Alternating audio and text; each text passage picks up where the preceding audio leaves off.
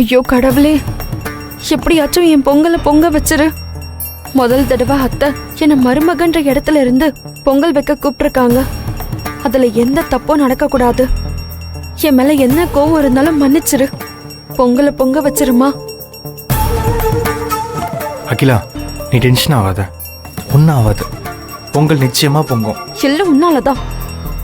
எப்படி சொன்னாதான் கேப்பியோ? இன்னைக்கு என்ன ஆக போதும்? எது நடந்தாலும் நான் பாத்துக்கிறேன், நீ தைரியமா இரு. என்னத்த பாத்துப்ப? உங்க அம்மாட்ட பேச முடியுமா உன்னால? ஐயோ, நெய் பாட்டிலோட வர கொட்டிருச்சு. என்ன ஆக போதுன்னு தெரிய மாட்டேங்குது. அகிலா ப்ளீஸ் புலம்பாத, ஒன்னும் ஆகாது, தைரியமா இரு. அபிஷேகம் பார்க்க வந்துட்டு என்ன பேச்சு வேண்டி கிடக்கு? யாரும் சும்மா பேசக்கூடாது. அமைதியா கண்ணை மூடி சாமியை கும்பிடுங்க. நல்ல புதிய கொடுக்கட்டும்.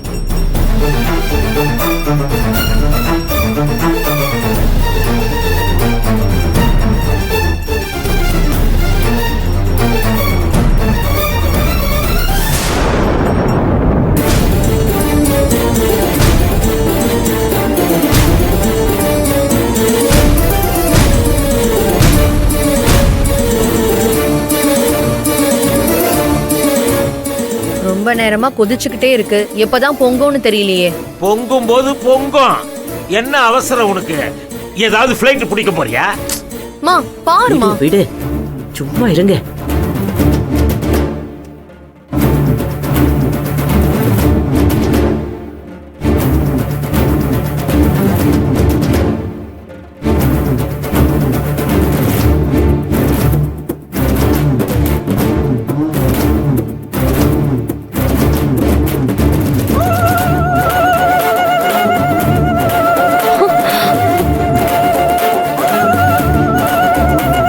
அகிலா, நான் தான் சொன்னேன்ல,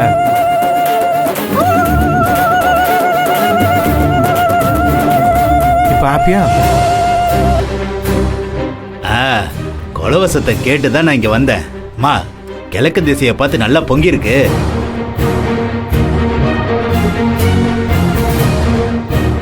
மூத்த மருமகளோட பானை பொங்கவே இல்லையே, என்னமாச்சு?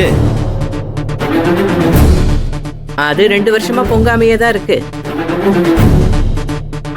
மனசு போலதானே நடக்கும். கௌரி, கோயிலுக்கு சாமி கும்பிட வந்திருக்கோம். அவ சொல்ல பேசக்கூடாதுன்னு உனக்கு தெரியாதா? என்ன இப்ப நான் அவசொல் சொல்லிட்டேன்? இருக்கிறதானே சொன்னேன். எதை எப்படி பொங்க வைக்கணும்னு அந்த ஆண்டவனுக்கு தெரியும். பேச்சு நேர்மையா இருந்தா தான் நினைக்கிறதெல்லாம் அப்படியே நடக்கும்.